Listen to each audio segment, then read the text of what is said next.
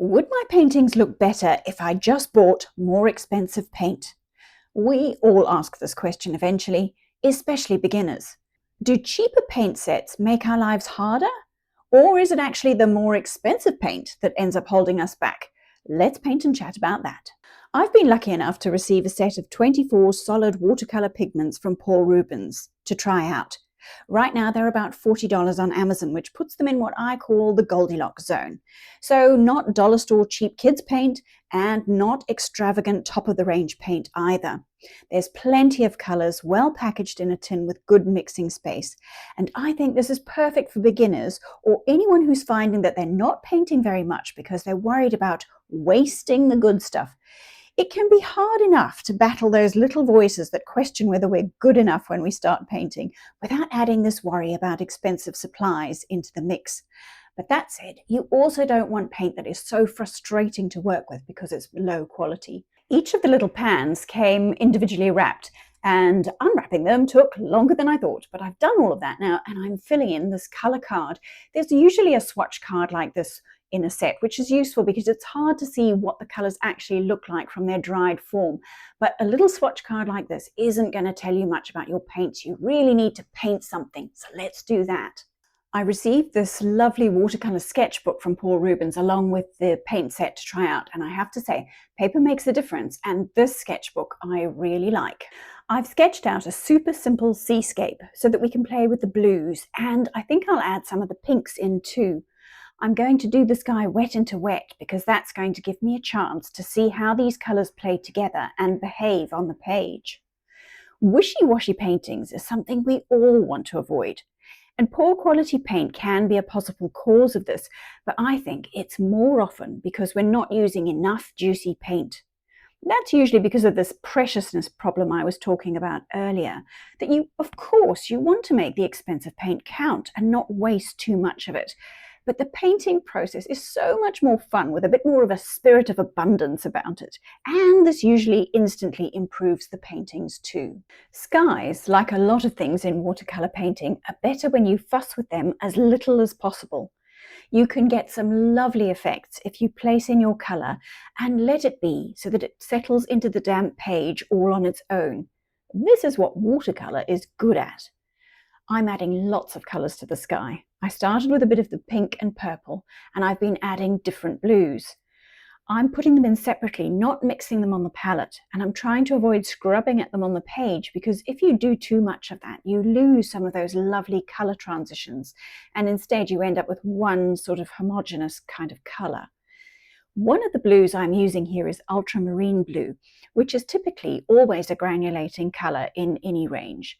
It's just a quality of the particular pigments that are needed for this color. That means you get a bit of texture as the paint dries, and it's more apparent if you've got good quality paper like this, which is cold press, my favorite surface, for this reason. So you can see that you can achieve lovely watercolor effects without the fancy expensive paints.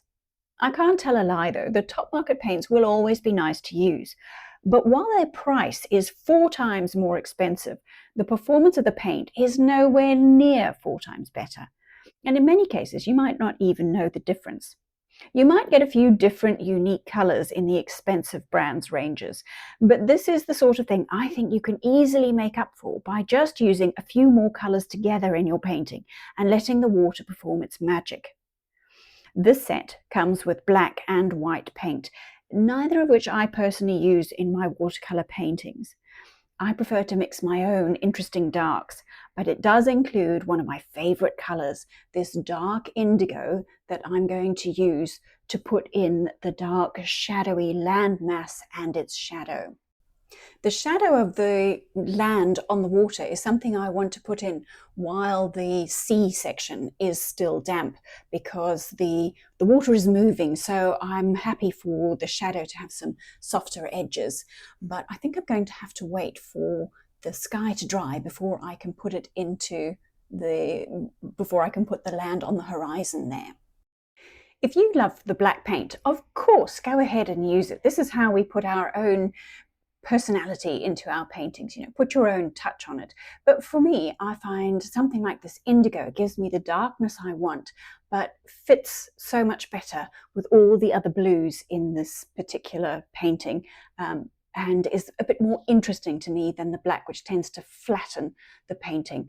But as I say, it's a personal thing. Now, I want to put in the land, but in the meantime, while I'm waiting for it to dry, I'm going to sketch out another little landscape that we can use. This time, let's do something a bit greener so we can try out some of the range of greens that we've got in this palette. Speaking of green, that's a colour that some purists will try and encourage you to mix yourself instead of using the pre-mixed versions. It is true that some of the pre-mixed greens you get tend to look rather unnatural. And in this set, I really like the sap green. It feels the most natural in the selection, and I can't say the same about the other two. I will use those other two, but not on their own. Of course, you can learn a little bit about colour mixing and fix an unnatural green with a bit of red. I did that in this little floral using this particular palette. And by the way, isn't the vibrant lemon yellow from this Paul Rubens set rather wonderful? Back to that topic of colour mixing, one of the other possible options you often see if you're buying a new paint set is what they call a single or double primary set. If you want the fancy paint and you don't want to buy too many at once, you can get away with just a primary set, often red, blue and yellow, or a double primary, which includes a warm and a cool version of each of those colours. And some people will tell you it's better to learn colour theory and mix your own colours. I think it's horses for courses, and really, who doesn't want the whole rainbow to play with?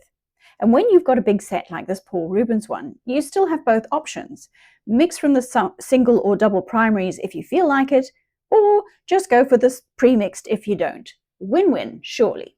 Even just that one landscape painting I've done with the blue skies has given me enough confidence to feel very comfortable using the blues in this palette. So I'm happily popping in a few into the sky to give me a nice light top of this landscape, and I'll need a little bit of that to put into the river that is winding its way through this composition.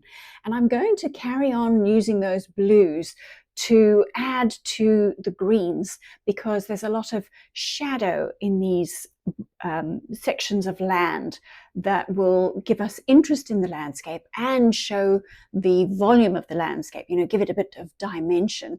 And blue is a very useful color when you're trying to convey that sense of distance, because things that are further away always have a much more bluish cast. I've decided my first sky is dry.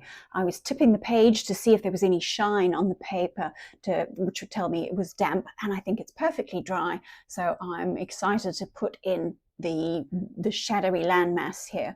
It's kind of in silhouette, and I'm using my indigo and trying to get a little bit of variety in it, just from having slightly different concentrations of the paint to pigment along the length of this land. And while I've been doing this, hopefully the sky on my other tree landscape is now dry, so I can put in a slightly distant mountain on top of that. And for that, I'm going to use one of my other blues, because as we were saying, things in the distance have got a very bluish cast. So I want a little suggestion of a blue mountain in my on the distant horizon. Now I'm starting the green section, but not with green. I'm starting it with a nice bright yellow. I think this is the color that is almost more of a gold from the palette, and I'm popping that in where I'm imagining that the land is most touched by the sunshine. And while those bits are still damp, I want to put in some of my greens. I'm building up all the green sections using multiple green colors and the yellow and lots of the blues to make sure that there's lots of depth and variety in my little scene. What I need is a really deep, dark, rich green for the trees that I'm going to have at the front of my painting here, framing it and leading us into the painting. And there's also one on the left-hand side. There isn't a very dark green in the palette, but I can use my lovely dark indigo that I don't think I could paint without, because that, mixed with some of the darkest greens that are available from the from the range in this little palette set is giving me just the color I need. And again, it's something that I'm not mixing it on the palette. I'm letting the colors mix on the page. That's what I like to call the mixing secret.